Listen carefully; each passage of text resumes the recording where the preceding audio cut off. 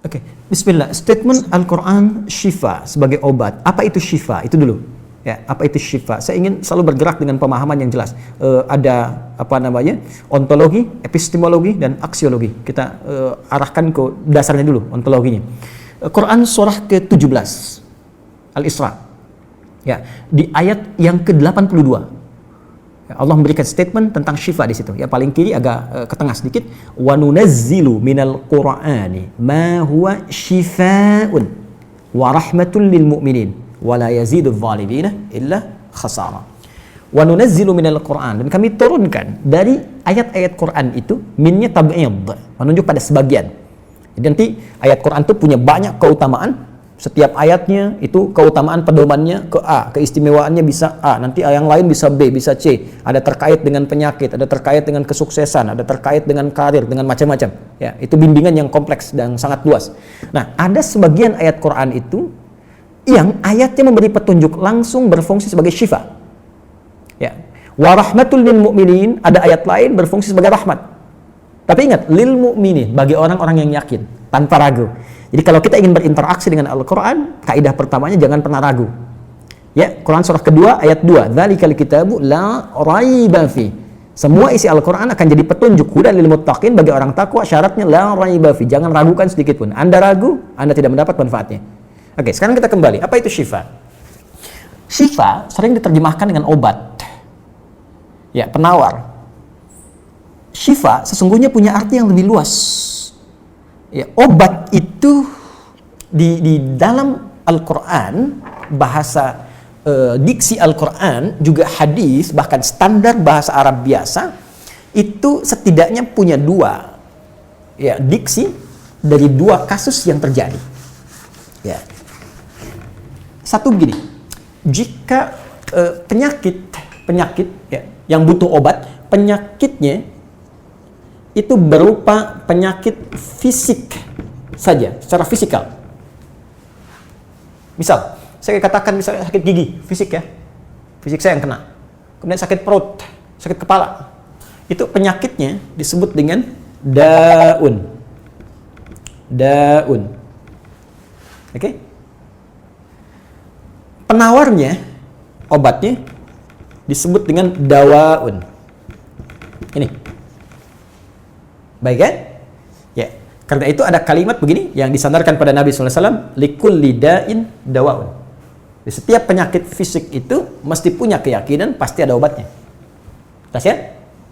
Nah, yang kedua, ada jenis penyakit terkait dengan fisik juga, tapi sudah melewati batas-batas dawa. Jadi ini menggunakan obat medis standar, ya, ini susah. Bahkan sebagian mengatakan, dokter mengatakan, wah ini nggak bisa nih, udah give up gitu kan? It's impossible, ini nggak mungkin, ya. Jadi sudah give up di sini, ini udah nggak memungkinkan. Nah. Atau yang kedua, penyakitnya tidak terkait dengan fisik secara langsung, tapi ada yang terkait dengan aspek-aspek psikal, ya. Secara psikologis, penyakit hati, iri hati, dengki, dan dendam, dan itu juga berpengaruh kepada fisik, tapi sudah melampaui batas fisik. Orang iri hati kan fisiknya terganggu, kayak enak makan, kan? Ya, pusing, tidur, bahkan tidur pun masih nggak enak, ngigonya juga masih dengki juga, gara-gara kamu nih tidur, masih keluar kalimat itu, ya, nggak enak kan? Dan nggak mungkin berobat mencari dawa, nggak mungkin. Ya, silahkan cek ke rumah sakit, ada poli dendam, poli iri hati, nggak mungkin. Ya, yang ada poli gigi, poli mata, kan? Ya, poli iri hati, poli dendam, nggak ada, poligami nggak ada di rumah sakit. Anda nggak mungkin menemukan itu. Ya, nah, maka penyakit yang lebih lekat kepada aspek non fisik itu seringkali diistilahkan oleh Al-Quran dengan kata marad namanya, maradun. Ya, penyakit hati. Karena itu ketika Allah menyifati orang munafik yang hatinya bermasalah, Allah tidak menyebutkan kata daun, tapi menyebutkan kata marad. Silahkan cek di Quran surah kedua Al-Baqarah ayat 10. Fi qulubihim marad. Ya, di dalam hati mereka ada penyakit. Hati yang di sini bukan hati fisik ya. Ya, tapi sumber kehidupan kita. yang ditetapkan oleh roh. Nanti ketika fisik itu mulai sempurna selama 4 bulan jadi mudghah.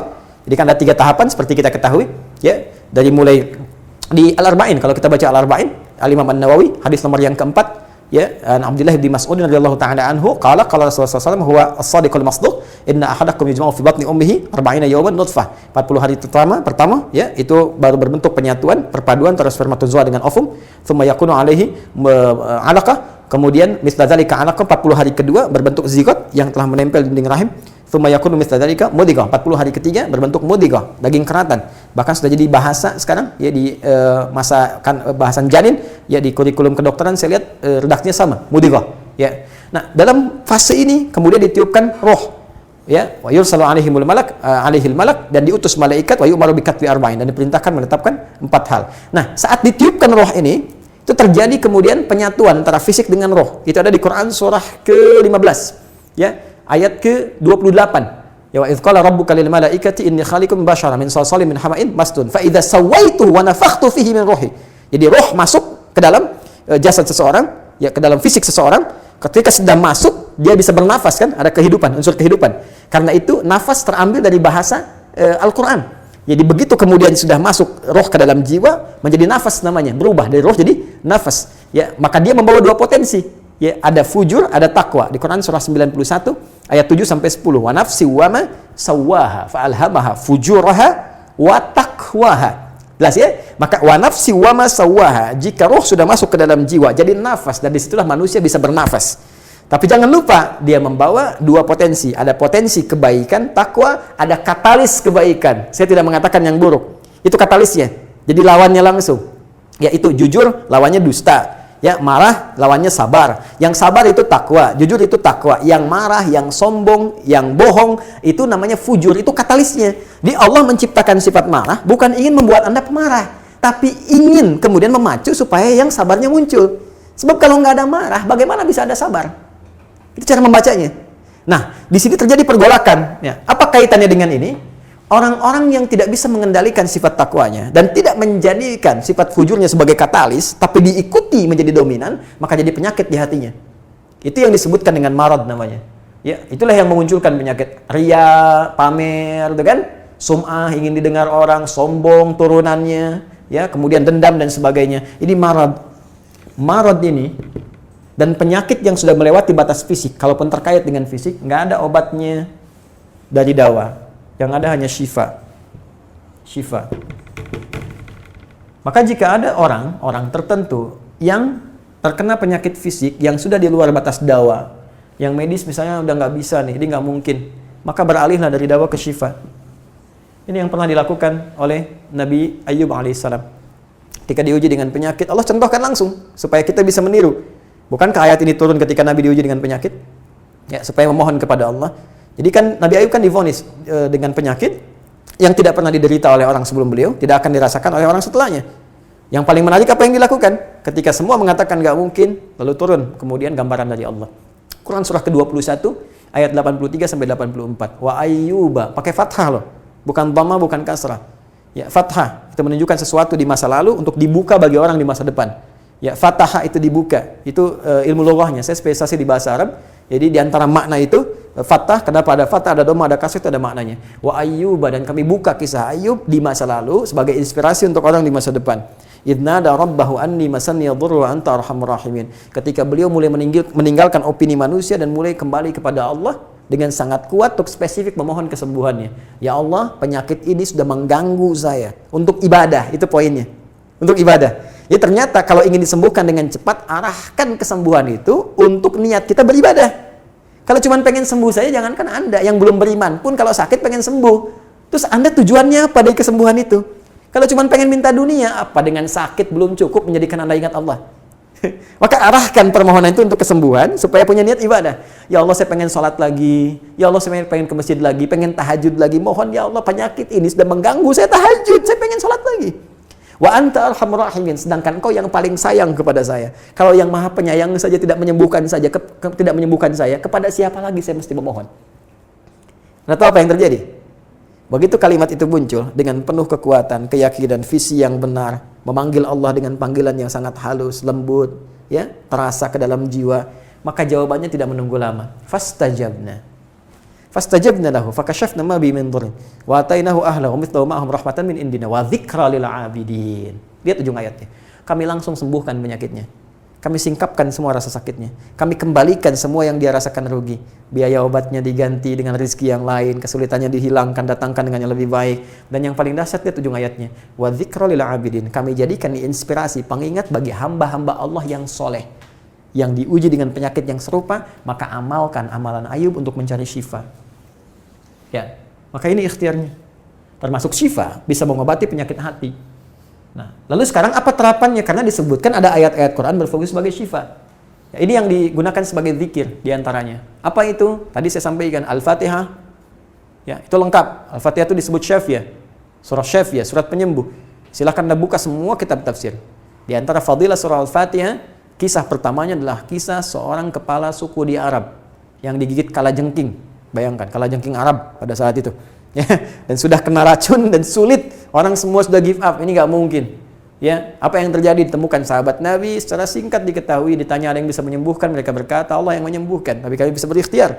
Dipanggil mereka, dibacakan Al-Fatihah sekali bacaan, tanpa diulang-ulang, tanpa pakai alat-alat tertentu, tiba-tiba syufia disembuhkan sampai diberikan hadiah berupa beberapa kambing. Tapi mereka, mohon maaf izin, Ibu Rektor dan sebagainya, mereka khawatir jadi gratifikasi. Dibawalah kambing itu kepada Nabi, disampaikan, boleh nggak makan dari sini? Jawab Nabinya apa? Dari mana kalian tahu kalau surat itu bisa berfungsi menyembuhkan? Al-Fatihah. Tapi gimana cara baca Al-Fatihahnya? Karena dulu orang sekali baca sembuh, sekarang orang 1000 kali malah nambah penyakit. Apa yang salah? Nah, berarti nanti ada terapan lagi ilmu yang lain, kan? Nanti ada surah ke-26, Asy-Syu'ara ayat 80 itu zikirnya Nabi Ibrahim. Biasanya saya praktekkan ini, ya termasuk dengan kawan-kawan, saya suka sampaikan kalau ada yang dirasa-rasa sambil dipegang, sambil kembalikan kepada Allah, baca wa idza maridtu fahuwa yashfin. Kalau saya sakit pasti Allah sembuhkan, nggak mungkin dititipi penyakit kalau nggak ada hikmah di balik itu. Bisa pernah saya amalkan saat diundang saya ke Kalimantan untuk ceramah, tiba-tiba ceramahnya ba'da maghrib, sore hilang suara. Hilang. Sama sekali nggak ada. Ya begitu salat, ya kita sama amalkan tadi dengan penuh keyakinan, minta ikhtiar juga pakai fresh care gini, tapi kita minta ya Allah, ya wa idza maridtu fahuwa yashfin, kalau saya sakit pasti Allah sembuhkan. Nggak mungkin ditugaskan kalau Allah nggak berikan perangkatnya, pasti diberikan. Nah, tahu apa yang terjadi? Begitu ngimamin maghrib, suara keluar serak-serak basah. Begitu tausiah keluar sempurna. Ba'da isya nyambung keluar sempurna. Habis ceramah hilang lagi suara. Hilang lagi suaranya. Supaya disuruh istirahat, gak banyak nanya orang gitu kan. Tapi itu menarik. Dan puncaknya tadi, Quran surah ke-21 ayat 83 sampai dengan 84. Tergantung kasusnya. Kalau di kasusnya misalnya kasus mohon maaf ya terkait dengan kehamilan, nanti ada lagi yang lain ayat-ayatnya ya. Misal di Quran surah ketiga ayat 38 sampai 39, nanti di Quran surah ke-19 menjelang persalinan dari ayat ke-25 sampai dengan ayat ke-26, nanti di Quran pas kalau sudah berkembang janinnya, ada di Quran surah ke-7 misalnya ayat 189 dengan doanya dan turunan lainnya. Bahkan bisa diamati teman-teman yang di SPOG misalnya atau di kebidanan, ada nanti ayat-ayat spesifik Quran surah ke-22 ayat yang kelima, ya ada di Quran surah ke-23 Al-Mu'minunnya ya ayat 11 sampai 13 itu lengkap sekali. Kita bisa gali sampai ke situ. Itu yang kita maksudkan syifa. Jadi keluarkan ayat-ayatnya, tapi bukan sekedar dibaca, dalami isinya. Sehingga paham apa yang harus dilakukan. Karena di sini nanti ada konsep ikhtiar juga. Ikhtiarnya bagaimana, ya secara medisnya seperti apa, dan pertolongan kepada Allahnya bagaimana. Terakhir Nabi pernah datangi seseorang, dia minta disembuhkan. Ya Allah, ya Rasulullah, si fulan sakit, tolong sembuhkan. Kata Nabi, idhab ila tabib, pergi ke dokter. Kata orang ini, Anda kan Nabi, tinggal berdoa disembuhkan. Jawab Nabi sangat elegan. Pertanyaan orang ini bagus, Anda Nabi, berdoa dikabulkan, pasti. Tapi jawab Nabi sungguh elegan. Kata Nabi, kesembuhan itu dititipkan di tangan para dokter. Jadi Nabi ingin memberikan satu isyarat, Anda tetap ikhtiar. Karena tidak selamanya Nabi akan hidup. Ya, karena itu dokter-dokter mesti belajar. Saya menambahkan dokter-dokter yang bisa belajar dari Quran juga. Saya mengharapkan nanti ada dokter mata yang hafal, ya. Misalnya ayat-ayat tentang doa, ayat tentang mata, ya, riset tentang ayat-ayat mata, hadis-hadisnya apa, sehingga Anda bisa menerapkan resep-resep yang indah. Ya, waduh, kenapa nih dok, mata saya nih nggak bisa dikontrol nih, sakit. Kenapa? Saya kalau ngelihat tetangga beli kulkas sakit, kan nggak bisa dikasih obat tuh ya. Anda bisa kasih resep Quran surat sekian, ayat sekian, sekian. Nah, itu yang banyak kejadian sekarang. Ya, orang matanya sehat tapi tidak bisa membedakan mana milik dia, mana milik orang lain. Demikian juga dengan yang lainnya. Itulah syifa. Wallahu ta'ala a'lam bishawab.